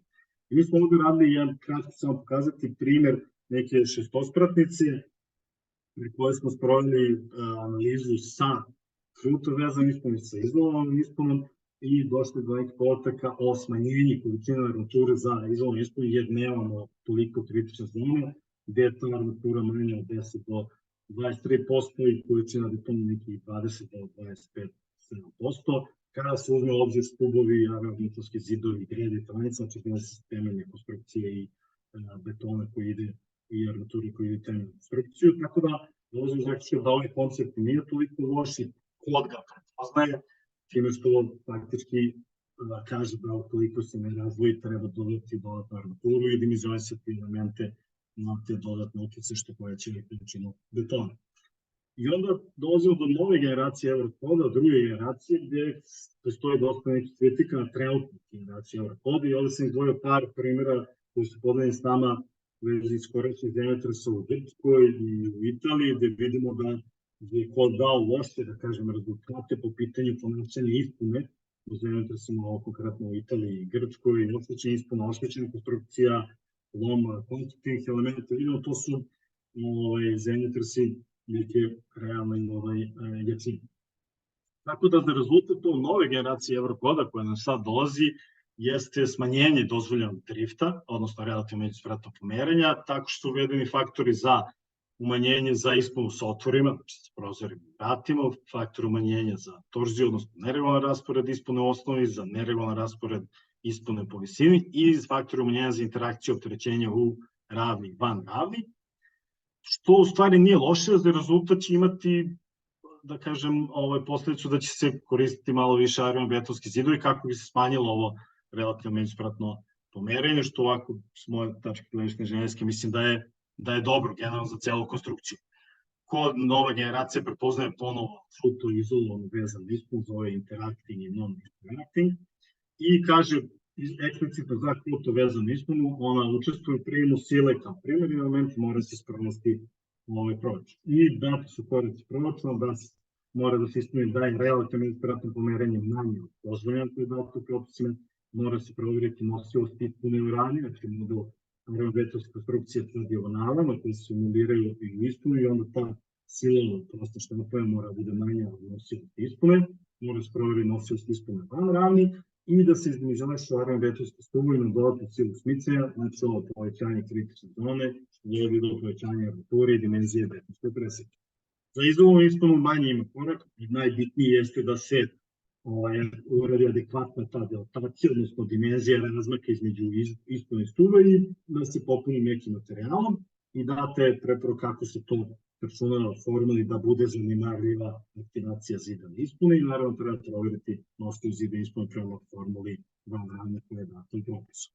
Takođe navedamo da veza ispuni rama ne sme da rezultuje koncentracijom naponu i u tako neki način onemogućena upotreba ovih ankera za vezu van rani, jer kao što smo videli oni izazivaju koncentraciju napona.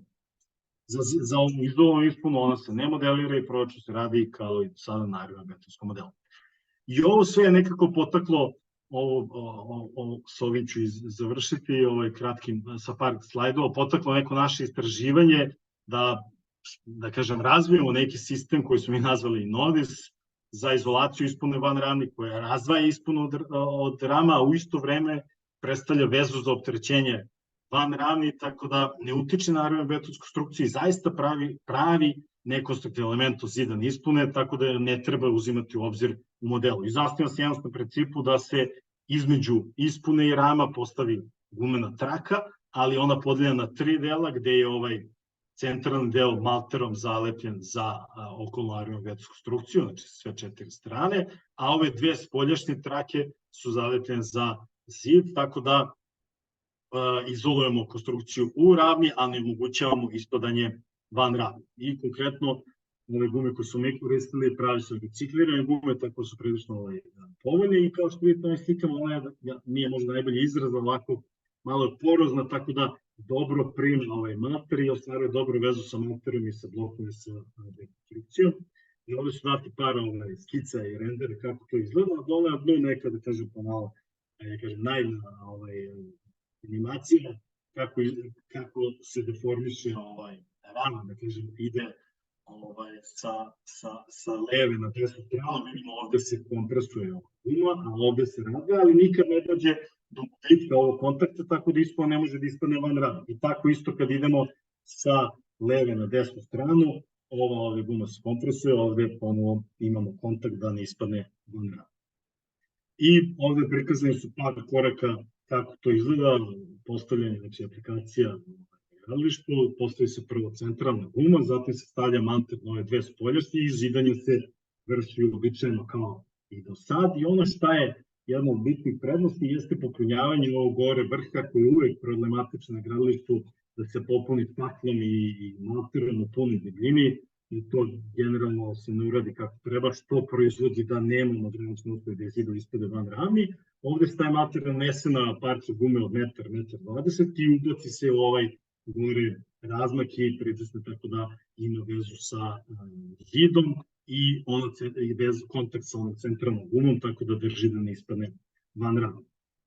Mi smo sproveli opsežno eksperimentalno istraživanje na 18 uzoraka, 9, da kažem, sa tradicionalnom krutom vezanih sa ovim punom ispunom, prozorima, sa otvorima, vratima, i to je sprovedeno u Ljubljani u 3 godine na ciklično opterećenje u ravni, van ravni, i ovo je setup, odnosno postavka teksta gde smo aktuatorima opterećivali ciklično gore u vrhu grede u ravni, a sa airbagovima van ravni. Ovo je kako izgleda ovaj naš uzorak sa ovim nekim tačkicama da bi smo merili dilataciju, odnosno pojave eventualnih pupetina u ispuni ili ramu.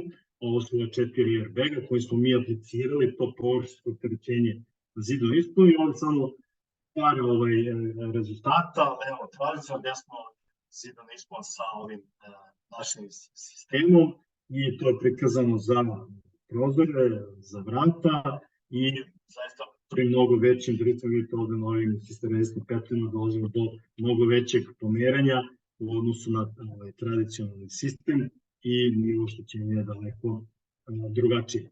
I ovdje za kraj par videa koji pokazuju, da kažem, simulaciju testova, gde je levo tradicionalni sistem, da kažem, kruto vezan, desno je sa našom gumom izolovan, i ove, da kažem, crvene linije koje vidite, to su stvari pukotine koje se javljaju rano pri pomeranju levo-desno. Ako zagledate snimak, vidite da je ovo, da kažem, ubrzan eksperiment, odnosno veliki broj slika koji smo napravili napak od jedne druge da bismo napravili kao neki video eksperimenta koji traje nekoliko sati.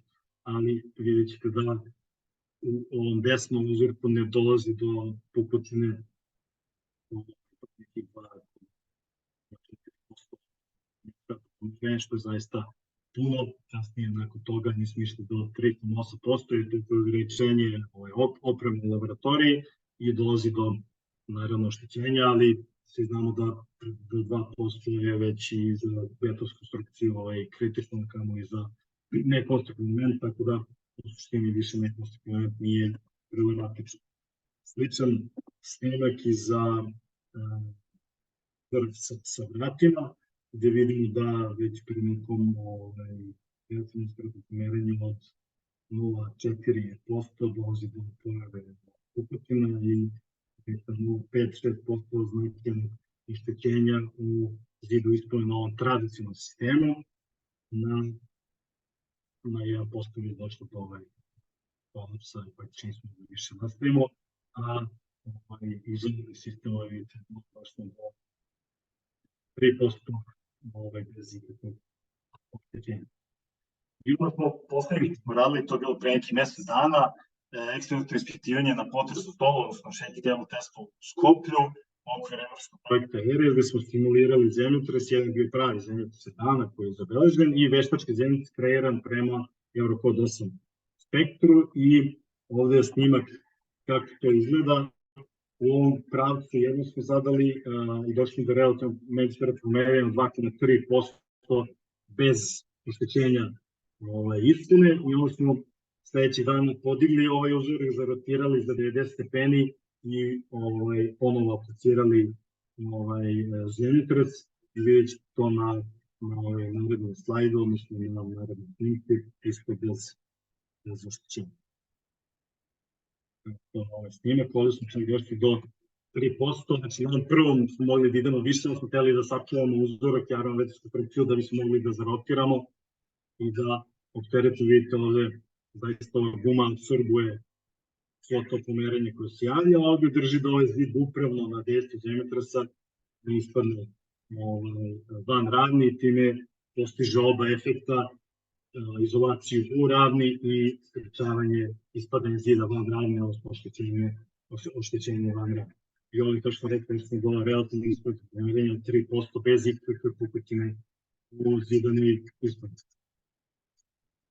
I evo za kraj, videli smo da zaista, iako je nekonstruktivni element, ali u ovakvoj izvedbi sa kruto vezom sa arhitektskom konstrukcijom zidani ispod predstavlja jedan od dominantnih tipa oštećenja u zemljištima, prouzrokuje velike materijalne troškove, ali što još gore ugrožava života svojim padanjem, odnosno kolapsom, i to je uzrok posledica neadekvatnog dizajna, odnosno projektovanja, znači mora se uzeti interakcija sa arhitektskom konstrukcijom, što dodatno otežava, jer moramo uzeti torziju, fleksibilni sprat i kratki stub u obzir i dovodi do većih elementa betonskih elementa i više armature.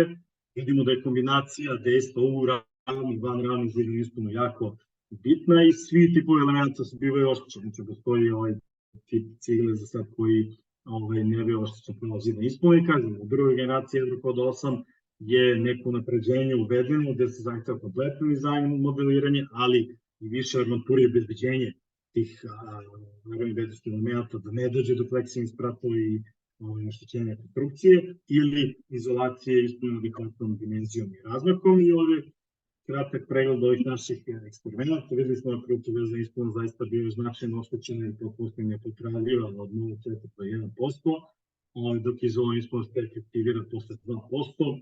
Ima funkcionalnost i u ravni i van ravni, nema koncentracije napolju zbog toga što je izolovan, tako da nemamo ovo ličuću silu i samim tim ne utiče na promenu krutosti arhitektonske konstrukcije, odnosno perioda, i sad zaista dimenzionišemo našu konstrukciju na onaj spektralnom zadnje koje će delovati na toj konstrukciji, jer ispuna je izolovan, neće promeniti krutost.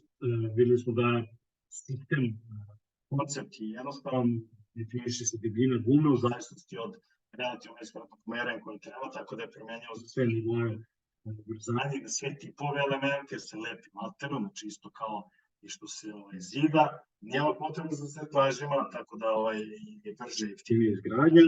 Imamo tu recikliranu gumu, tako da je jednostavno primjena u praksi i imamo neku tu cirkularnost u građevinarstvu koja danas sve više i više zauzima značaja. Eto, to je bilo to. Hvala vam na pažnji, danas nisam mnogo prekoračio vreme i ako imate neke pitanja, sad smo tu za vas. Hvala puno, Marko. Možete da uključite kameru, mislim da nije bilo razlike. Hvala puno na interesantnom predavanju. Ja mislim da smo i vi i ja prekoračili vreme, samo je kolega Todorić bio na vreme, moram da priznam, svaka čast.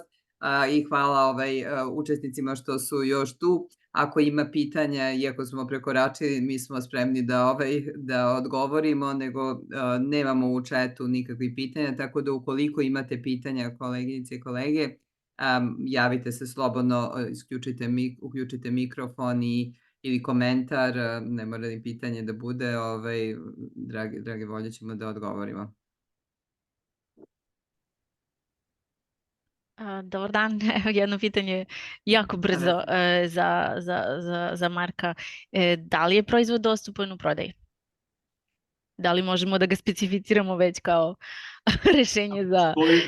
Postoji kompanija koja je izrazila interesovanje iz Nemačke da proizvodi ovo kao standardne proizvod njihove palete. Sad bukvalno ulazi ovih dana, nedelja, meseci upotrebu, imamo i prve objekte primene gde će se već upotrebiti, tako da da. I postojeći u Srbiji kao, vozit će se, mislim. Da, mislim. Ok. Nije Nemačka daleko. Hvala puno. Hvala, Vesna. Drugi pitanja, da li imate? Koliko ne, mi možemo isto da postavimo pitanje ili komentare, da li ima neko pitanje. Ja imam pitanje za kolegu Todorića u vezi dimnjaka. Koliko pošto, kao što ste rekli, ovo znanje i iskustva vaša, želite da ne koristimo skoro, ali nikad se ne zna, i ovde, kao što se prikazalo u ovom videu iz Kraljeva i što se zna u zemljotresima u Srbiji, dosta je bilo oštećenja dimnjaka. Koliko ovo ojačanje ili podupiranje dimnjaka, koja je cena toga? Otprilike. Mislim, ne mislim sad da koja je prednost, nego relativno. Da, vidite, cijena u neko mirnodopsko vrijeme bi bila puno realnija. Nama se u Zagrebu dogodio jednostavno kolaps. Pun Zagreb je bio, znači svi kranovi, autokran, dizalice koji su bili dostupni ne samo iz Zagreba, nego i susjednih zemalja su bili tu i jednostavno su cijene i takvih kranova i alpinista i specijaliziranih ljudi koji su uopće mogli pristupiti dimnjacima bile astronomske. Mi sada pokušavamo u Hrvatskoj kroz HCPI sugerirati drugim gradovima, drugim mjestima, radimo edukacije da sada pregledavaju dimnjake, da sada ojačavaju. Mi smo bili izloženi frustraciji naših građana, oni su bili, dakle mi smo bili volonteri, pomažemo, imamo privatne firme, idemo im pomoći, oni su bili strašno frustrirani na nas, zašto njima ne radi grijanje, zašto im mi ne možemo dati kran i zašto im mi ne možemo popraviti dimnjak. U biti, ti dimnjaci bi trebali biti njihova briga. Znači, privatno vlasništvo je privilegij, ali ujedno i obveza. Nažalost, mi nemamo tu svijest održavanja i to pokušavamo sada. Iako imamo i pravilnik o održavanju koji ih obvezuje da bi morali vršiti periodične preglede, nažalost to se ne radi. Eto, pa upravo HCPI pokušava, dakle teško mi možemo tu nasljedjenu graditeljsku baštinu sa neadekvatnim zgradama na potres preko noći obnoviti, to je preskupo. Međutim, ovakvi zahvati koji bi bili možda par tisuća eura po nekom krovištu bi bili zanemarivi u odnosu na katastrofu kad se ona dogodi. Da. Tako da evo, rado bi sugerirali, mi inače smo zadnjih godina bili prisiljeni dosta se angažirati oko potresa i evo moram priznati da smo dosta tu napravili i publikacije i radova i webinara i seminara i konferencija, pa smo bili gosti i kod kolega u Makedoniji, sada su nas pozvali kolege u Sloveniji. Vrlo rado ćemo ta naša iskustva koja imamo podijeliti, jer imamo sličnu tipologiju građevina i slične potresne izazove. A normalno na vama je da pokušate i vi educirati koliko je moguće, iako na slabo slučaju kad nema potresa, tek kad se dogodi mi smo onda udarna vijest i svi pitaju gdje su statičari, zašto i nema i kad će biti obnovljeni. Tako da prevencija, edukacija, uporno i uvijek na novo. Hvala vam puno, mislim da je to jako značajno za nas, mislim čeka nas ne znamo kada, ali će se desiti sigurno, samo je pitanje vremena. Hvala puno na odličnom predavanju. Marko, da li vi imate neki komentar, pitanje za...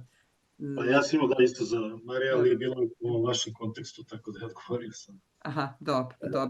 Pa Prostite, zbilja na našem HCP-u i na stranicama ima i dosta materijala. Mi smo iskreni, bit ćemo krajnje iskreni, mi smo se suočili bili sa velikim problemom kad nam se dogodio prvi potres u Zagrebu. Mi jednostavno nismo znali kako postupati. Iako imamo iskustva i u rekonstrukcijama i u potresnim ojačanjima, međutim kad se dogodio potres na tako širokom području koji je zahvatio ogromnu količinu građevina, mi kao sustav jednostavno nismo imali odgovor, nismo bili pripremljeni, iako smo svi znali da se nalazimo u potresnom području, svi smo znali da će doći potres, međutim kad je potres došao, mi uopće nismo imali sustav adekvatan koji je funkcioniran.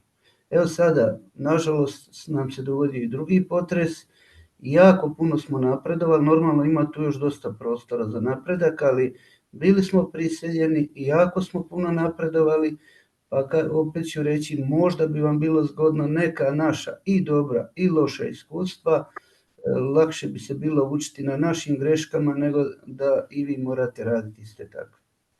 Jeste, svesni smo toga, hvala puno da i u kontaktu smo naravno sa kolegama vašim iz Hrvatskog centra za potresno inženjerstvo, tako da slažem se potpuno sa vama. Pa s obzirom da smo prekoračili kako se zove vreme, zaista mislim da je bolje onda da završimo ovo sve snimano i mi ćemo podeliti ove, kao i obično, slajdove sa predavanja i video snimaka sa, na web sajtu Suzi ili na YouTube-u već, tako da ćete biti obavešteni kada to bude objavljeno, svi članovi Suzi, opet i na web sajtu. Tako da, eto, zahvaljujem se svima vama, ovo je važna tema, ovo što smo prekoračili vreme samo ukazuje na to da ima puno o tome da se priča i da je to važno, tako nastavit ćemo u sledećim nekim predavanjima detaljnije, ne može to zaista se pokrije jednim predavanjem. Hvala svima i u ime Suzi i vidimo se na sledećem predavanju 28. maja, profesorka Tatjana Isaković na temu betonskih mostova. Bit ćete obavešteni. Hvala najlepše, imajte lepo veče. Prijetno. Hvala, pozdrav svima.